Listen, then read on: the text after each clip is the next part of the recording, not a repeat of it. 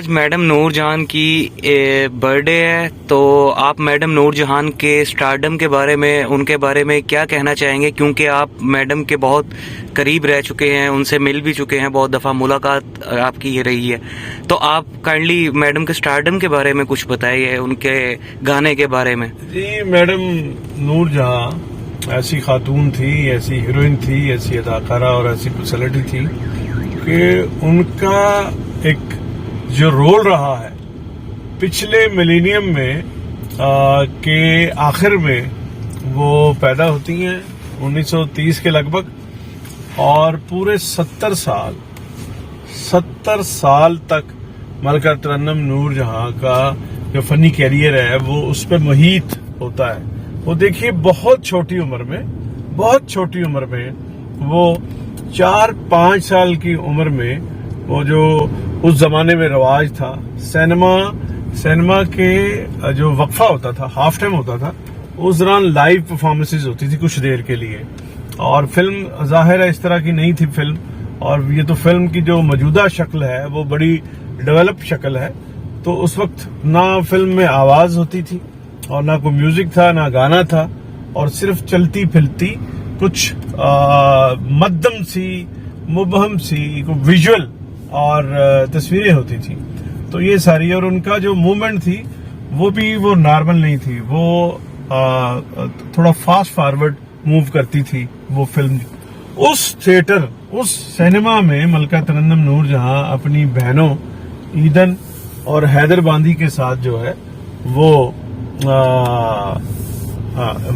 وہاں شروع کیا، اور پنجاب میل جو یہ ہے نا، پنڈی ایکسپریس اور فلاں ایکسپریس، یہ سب ایکسپریس بعد میں ہے۔ پہلی ہے بیبی نور جہاں، اور جن کا نام پیدائشی نام تھا اللہ وسائی، اور وہ قصور میں پیدا ہوئی، بابا بلے شاہ کے شہر میں،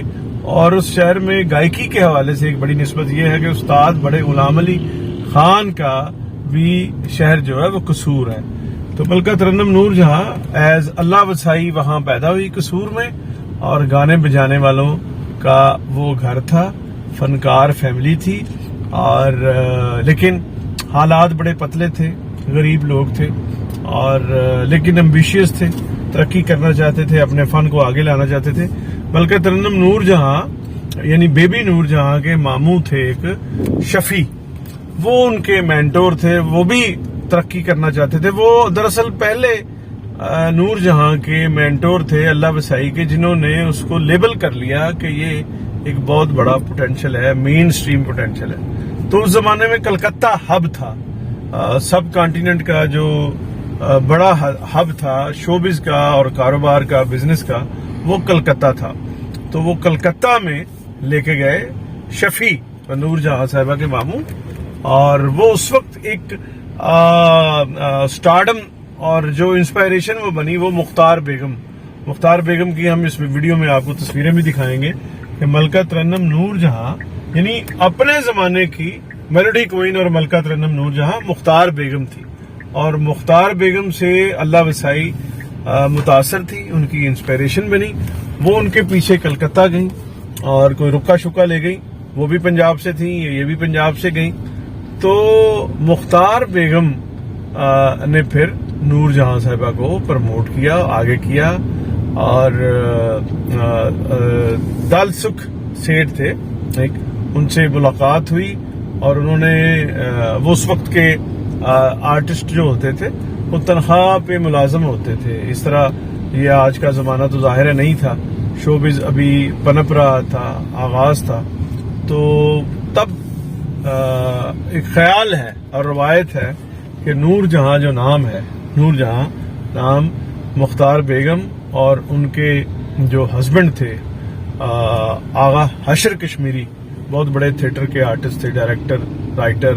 اور خود بھی ایکٹر تھے، انہوں نے ان کا نام رکھا۔ اور پھر چل پھر ملکہ ترنم نور جہاں جب پاکستان بنا، وہاں شوکت سین رضوی صاحب اس وقت کے بڑے پڑھے لکھے ڈائریکٹر تھے، جو باہر سے پڑھ کے، امریکہ سے پڑھ کے آئے تھے، سنیمیٹوگرافر بھی تھے، ڈائریکٹر بھی تھے، ان سے ان کی شادی ہوئی۔ پھر دلیپ کمار صاحب کے ساتھ کام کیا جگنو میں، اور دلیپ صاحب میڈم نور جہاں کے جونیئر تھے، اور یہ پھر یہاں آ جاتی ہیں جب پاکستان بنا، اور پاکستان بننے کے بہت سال تک انہوں نے کام کیا، اور اس کے بعد انہیں میلوڈی کوئین اور ملکہ ترنم، اور ملکہ ترنم یا میلوڈی کوئین جو ہیں وہ ان سے پہلے ہم ذکر کر چکے ہیں کہ ان کے نام کے ساتھ بھی مختار بیگم کے ساتھ بھی کہا گیا اور شمشاد بیگم کے ساتھ بھی کہا گیا، یہ سب جو ہے وہ سینئر ہیں میڈم نور جہاں کی. اور ملکہ ترنم نور جہاں جب انہیں خطاب مل گیا اس کے بعد جو ہے پھر ایک لمبی اننگز ہے، اور میں یہ سمجھتا ہوں کہ ملکہ ترنم نور جہاں جو ہے وہ اس خطے میں پہلی فیشن آئیکن بھی ہیں، پہلی اداکارہ بھی ہیں، پہلی سنگر بھی ہیں جنہوں نے دہائیاں در دہائیاں ان کو متاثر کیا ہے بعد میں آنے والوں کو. یعنی یہاں تک کہ آشا بھوسلے اور لتا منگیشکر جیسی عظیم سنگرز جو وقت نے ثابت کیا وہ بھی انیشلی ملکہ ترنم نور جہاں سے متاثر ہوئی. اور بلکہ لتا جی کا میں نے خود انٹرویو کیا تو انہوں نے مجھے بھی یہ کہا، لتا منگیشکر صاحبہ نے بھی یہ کہا کہ میری گرو اور میری آئیڈیل میڈم مادام ملکہ ترنم نور جہاں. اور میری جیسے آپ نے کہا کہ بہت قریب تھی، میں بہت قریب نہیں تھا لیکن میں نے ملکہ ترنم نور جہاں کو دیکھا ہے. کوئی 10 سال جب میں جرنلزم کر رہا تھا تو وہ زمانہ تھا جب میں روزنامہ جنگ اور پھر روزنامہ پاکستان کے لیے رپورٹنگ کر رہا تھا، تو روزانہ ملکہ ترنم نور جہاں کے دیدار ہوتے تھے. ایور نیو اسٹوڈیو زیادہ ان کی وہ گاتی تھی، اور کبھی کبھار جو ہے باری اسٹوڈیو میں بھی، اور کبھی کبھار شانو اسٹوڈیو میں بھی ان کی ریکارڈنگز ہوتی تھی. اور وہ آتی تھی اور ان کی گاڑی جو ہے وہیں آتی تھی جہاں اسٹوڈیو مالکان کی گاڑی آتی تھی، بلکہ شاید اس سے بھی آگے پروجیکشن ہال کے سامنے ملکہ ترنم نور جہاں کی گاڑی آتی تھی. وہ بڑی دبنگ خاتون رہی ساری زندگی اپنی، وہ کسی سے نہیں ڈری، اور جو ان کے دل میں آیا انہوں نے کیا. اور بڑی کلرفل انہوں نے اپنی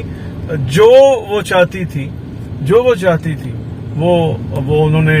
کیا زندگی میں. انہوں نے گایا، انہوں نے ایکٹنگ کی، انہوں نے شادیاں کی، ان کے بچے پیدا ہوئے، بچوں کی شادیاں کی. اور ملکہ ترنم نور جہاں میں یہ سمجھتا ہوں کہ ایک بہت بہت بہت کمپلیٹ انہوں نے ایک زندگی گزاری. اور وہ پھر ایک استعارہ اور ایک انسپائریشن بنتی ہے کہ کسی نے اگر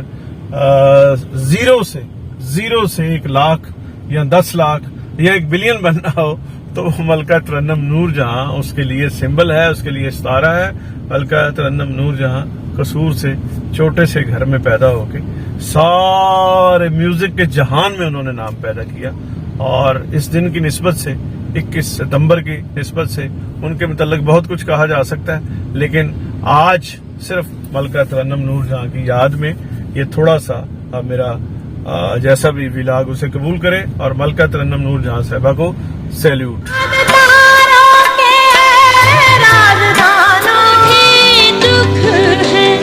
زمانے